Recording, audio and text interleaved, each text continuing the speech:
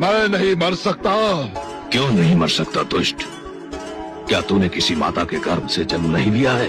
ब्रह्मा जी ने मुझे वरदान दिया है क्या वरदान दिया है? कि ना मैं दिन में मर सकता हूँ न रात्रि में। तो देख, इस समय न दिन है न रात्रि, ये संध्या काल की बेला है।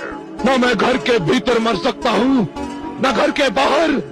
तू न घर के भीतर है न घर के बाहर, तू इस समय चौखट पर है। ब्रह्मा जी ने कहा था कि ना मैं धरती पर मर सकता हूँ न आकाश में। ब्रह्मा ने सत्य कहा था। देख, तू इस समय ना धरती पर है ना आकाश में, तू धरती और आकाश के मध्य मेरी गोद में है।